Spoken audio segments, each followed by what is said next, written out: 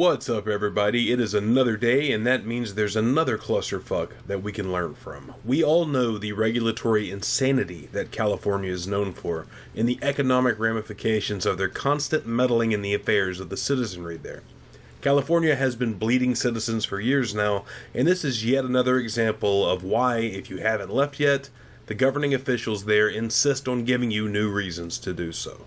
The latest clusterfuck in California is the 2024 ballot initiative that will leave it up to the voters to decide whether or not hotels will be forced by the state of California to house homeless people in their vacant rooms. According to this CNN article and video, on the average night in Los Angeles, there are 60,000 homeless people and 20,000 vacant hotel rooms. The obvious solution is forcing hotel chains to house the homeless.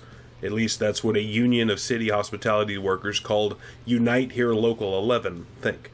They've gotten enough signatures apparently to have their idiotic idea put on the ballot, because democracy is so fucking amazing. Of course, people who don't have to suffer the consequences of these measures should get an equal say and vote on it. According to the article, quote, if voters give the green light, every hotel in town, from a suburban Super 8 motel to glitzy hostelries like the storied Biltmore, will be required to report vacancies and welcome homeless guests who have a voucher from the city.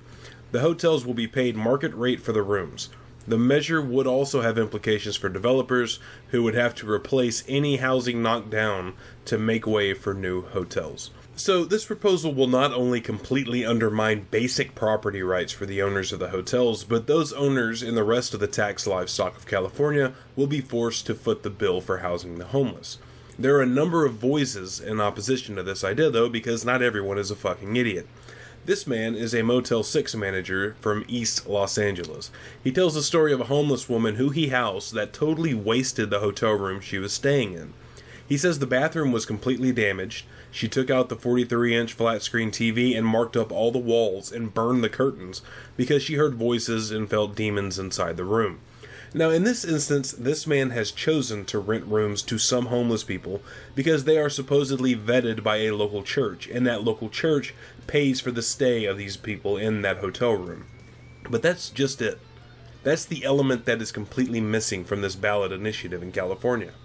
Choice. The ability to opt out, the ability to exclude. That can't just be a side note to the conversation. That has to become the entire platform upon which any proposal like this can rest. In 2020, Los Angeles had a 16.1% rise in homelessness compared to 2019. And it looks like that number is expected to continue to rise through 2021 and 2022. In that same year of 2020, the Homeless Services Agency reported that about 14,000 homeless people in LA have serious mental illnesses, and more than 15,000 are struggling with substance abuse issues. So, what would you guys propose as a solution for LA's homeless problem? As for me, I would start with demanding or requiring that every politician be forced to pick up Thomas Sowell's Basic Economics, because in the first 3 chapters alone, that man drops more knowledge on the problems with housing regulations than most of these bureaucrats could even handle. It would be like a scene from Scanners, when they learned why rent control and zoning restrictions and the like are what causes these issues in pricing.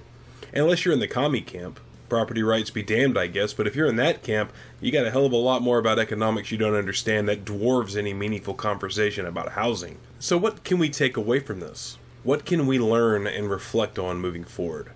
To me, this is another shining example of the authoritarian flaws of democracy. If Party A bears all the cost and the responsibility, why should Party B get a vote in it? Who cares what Party B thinks about it, since Party B has nothing at stake here? This isn't just a flaw in this one case or in this one city either. It is a flaw of democracy everywhere democracy is practiced. In your city or your county, wherever you live right now, everyone 18 or older gets a say in what your property tax rates are. How many of those voters even own their own homes or pay property taxes at all?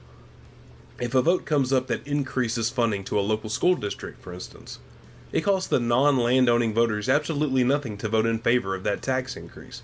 Is the idea of these people not getting a vote in issues they don't have to bear the cost for really more of an injustice than subjecting the coercively taxed portion of the population to be the sole choosers of how their stolen money is allocated?